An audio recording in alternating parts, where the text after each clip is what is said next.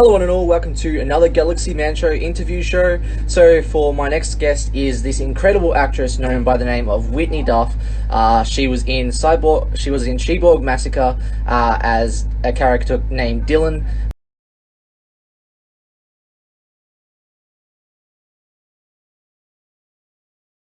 And also she was in this called Nova Star, and she plays a space pirate in Nova Star. So I'm about to give Whitney an add into the live now, and yeah, have a chat with Whitney. Hello. Hello, how are you today? Yeah, good, thank you. Excellent news. Awesome. Sorry, I was trying to, my laptop apparently doesn't have the updated Instagram, so I was like, what's going on here? Some on my phone. It's all good.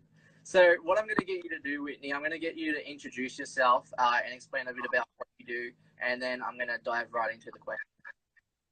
Sure, sounds good. Hello, everyone. My name is Whitney Duff, and I am an Australian actress, producer, fire performer, try to be all-round general creative person. Hey. So we'll dive right into the questions now.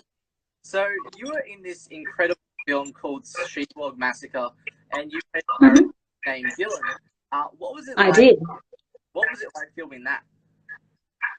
It was, I think, still to this day, one of the best acting experiences I've had thus far, because it was so full of energy and it was fun, and I got to work with some really cool people who have remained close friends to this day. So I met a lot of people that I've worked with on multiple occasions, and that's always really nice.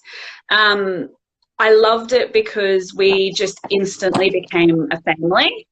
And so every day on set, I was like, this is fantastic. I'm with my friends. We're like a family. We all are helping each other out. And another big thing for me was it was the first time that I had performed my own stunts. So I got to learn some stunts through stunt coordinator and some wrestlers we had on board, and I found that very exhilarating. Like, I'm a bit of a daredevil, so I was just like, yes, throw me around, yes, tie me up, like put me on the van, yes, I will jump off anything, and I'll give anything a go, really. It was so much fun. Awesome. So on to the next question. What was your favorite memorable moment of Dylan?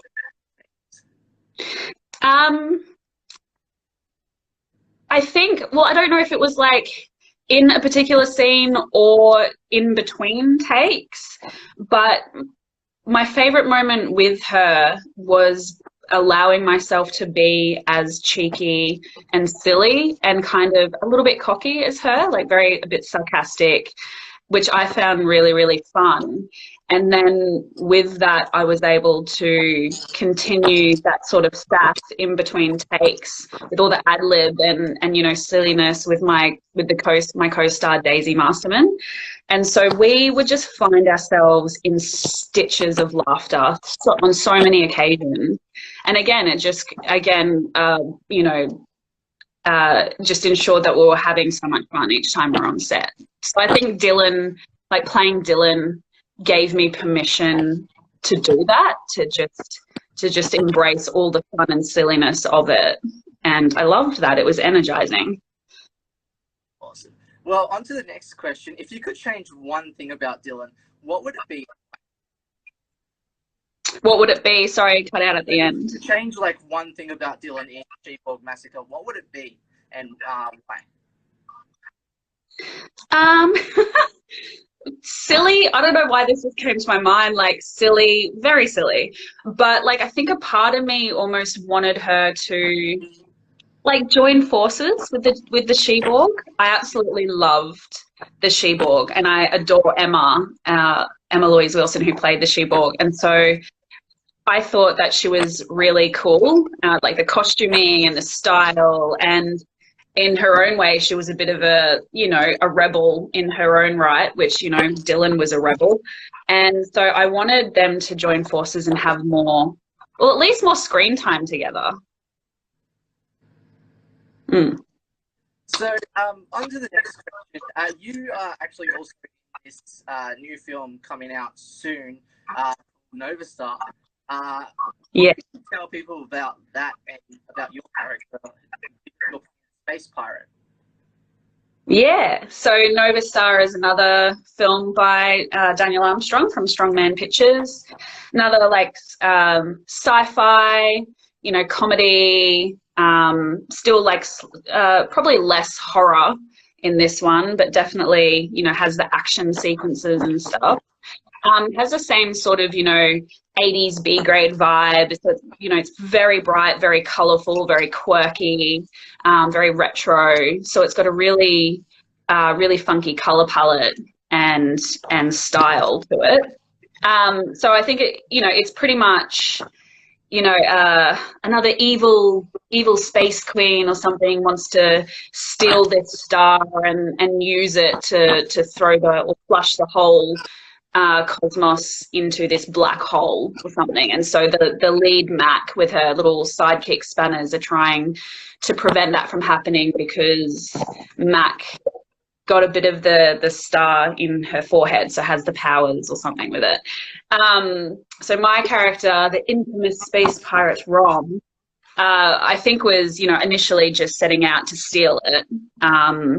For money, for power, for whatever, you know, she's all about that.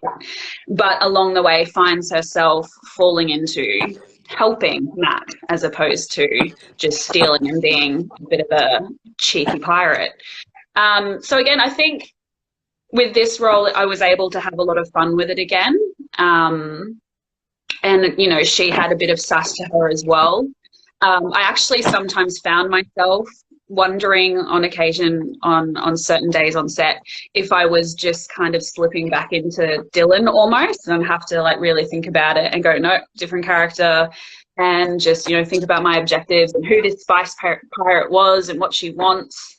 And again, I got to do some more fight choreography and a little bit of stunts.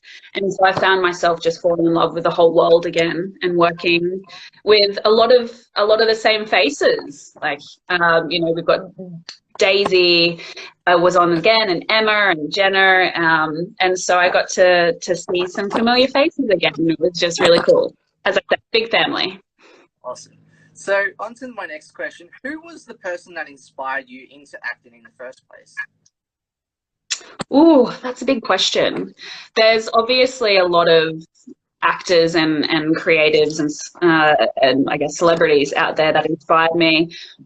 But I'm going to say in the beginning, really, I had this experience when I think I was about 6 or 7 years old. I went to a theatre production that my auntie, like my mum's sister, was in. And I remember sitting there. Obviously, I didn't know how to intellectualize it at the time. I was, you know, a child.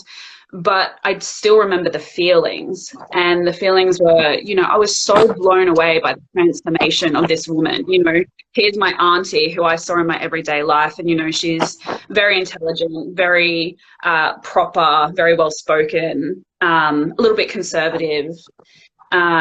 And obviously my relationship with her was full of love and family. But then I saw her on stage and she transformed into this, this woman that I didn't even know who she was. And it was very almost sexual and very confident and I think a little bit nasty in some ways. Like she played this role that was, you know, pushing boundaries a little, and I didn't know what was going on. I was like, but that's my auntie. And I was so blown away. And I remember talking to my mum afterwards.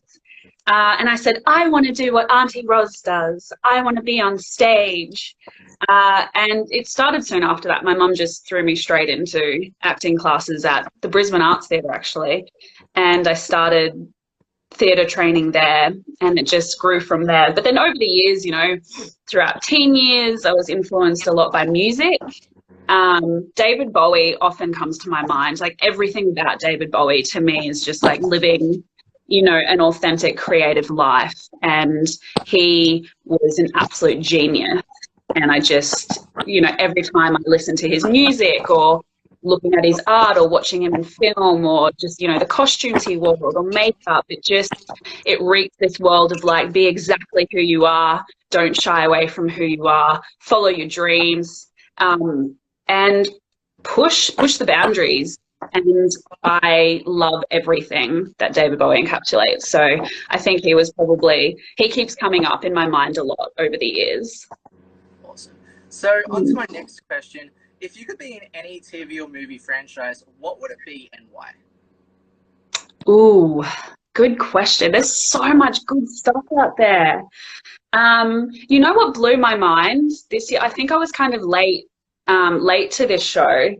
But I recently watched all of Killing Eve, and I absolutely adore that show. Oh my God, what perfection.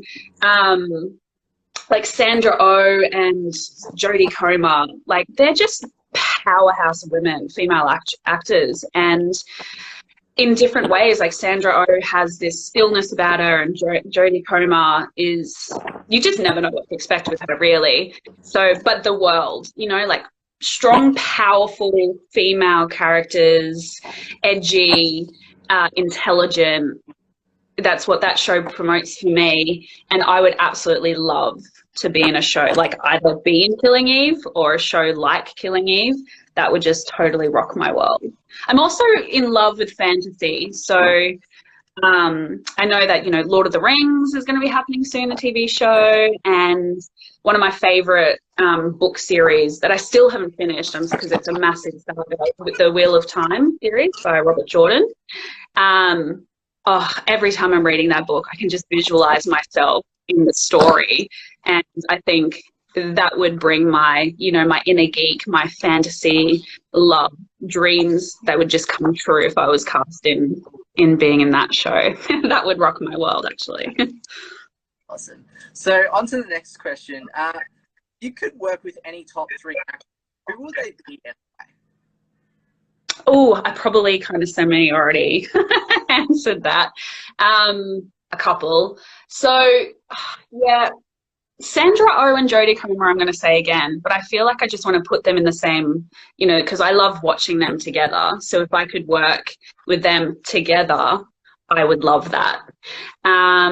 There's always going to be Kate Blanchett, because she was actually, to answer your question, more of an answer from the question from before, I've always been inspired by her as well. Just, you know, watching her since I was a child and watching her just, I swear she gets more and more beautiful and more goddess-like as she ages. It's just crazy. She's just amazing. Who else? I would love, there's like James McAvoy. Everything that I watch him in, he just blows my mind. I swear to God, he could say anything and I would believe him. He is so genuine and believable, and his facial expressions just, draw me in every time. His bright blue eyes. I'm like, yes, I believe everything. And I know, I'm going to say Taika Waititi as well, and I know he's more of a director than actor, but he does appear in his stuff as well. But I think I would have the most amazingly fun time working with that man. He is a genius, a comical genius, and I feel like he seems to be just a genuine, awesome person as well. So it's like, let's just sit down. I just want to have a coffee with you and just hang and ask you all of the questions. Sorry, I could just blubber on. It's all good. It's all good. So, on to the next question. If you could give any advice to anyone that wants to get into the acting industry, what advice would you give them? And what are the positives and negatives to the acting industry? And how do you get those negatives? Oh, that's tricky, isn't it? Advice would be, I think the first thing that comes to my mind is just to know exactly who you are. Know who you are and where you want to be, visualize it, and just be genuine and true to yourself, and don't let anyone change that. Because I think now more than ever, it's being that's what people are searching for. They want truth, they want authenticity, and they want to see real people. So the thing that you can offer people that no one else can offer is yourself. You know, draw from your own heart and what makes you inspired and passionate as a actor, performer, whatever creative industry you're involved in. The positives and negatives, like the positives are endless. Like the magic of filmmaking and bringing stories to life is out of this world, and you know, the more technology evolves and the more things we've got at our grasp, the more we can bring stories to life. So I love being transported through different times and stories, and so the magic of it is what makes me keep coming back. Because, you know, to be honest, I've thought about quitting acting a number of times. You know, it's too hard, or I'm too tired, or this, or, you know, you make excuses in your head. But I always come back because I have a big love of storytelling. So, and it's important now more than ever. The negatives and how to get through it, I think just it's important, again, know who you are, and also have a system in place for excuse me, for your own self-care. You know, like whether it's, you know, yoga and drinking tea and planting flowers in the garden, to, you know, walking through a rainforest or swimming at the ocean, meditation, whatever self-care is to you, to just have that on board, to be able to take with you anywhere as well. So, you know, if you're cooped up in a hotel somewhere, you know, in between while being on set, to have something that makes you feel grounded, and bring you back to yourself so that you can remember why you're doing what it is you're doing. Because, yeah, it's not an easy industry. It's not. I'm not going to lie. No, the reality is there are so many actors and so much talent. And if you don't get a job, it's probably got nothing to do with your talent. It's just you never know what a particular casting director or director is looking for. And it can be so specific. So you can't take it personally. You just have to remember why you're doing it, I suppose. You have to love it. You have to love it. Otherwise, I don't see the point. Awesome. So on to my last question. Are there any upcoming projects that you would like to announce on my show if you have announcements? Yeah, well, you've already spoken about Nova Star, so hopefully people will be seeing that very soon. I don't know in terms of a release for another one, but hopefully, you know, things got postponed with the COVID world. But I'm joining forces again with Nexus Productions and doing a sequel to Friends, Foes and Fireworks, and the film is called To Hold the Moon, and we should be filming that in Malta and London next year. So just stay tuned for that. Hopefully things start to open up, and I think it's a beautiful story, and I think everyone will really, really enjoy it.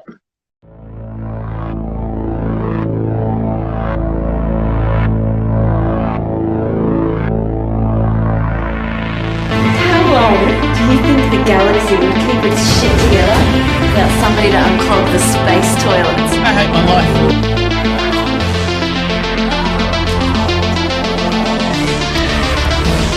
What if you're an asteroid or something? Oh, don't be stupid. There'd be alarms and stuff going off if there was something wrong.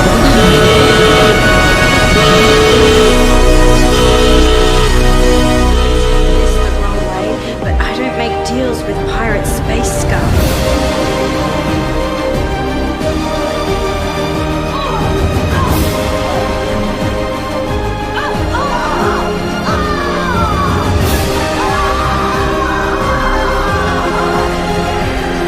Only one of us left. Save the star! Save the galaxy! Taking out the trash is my job.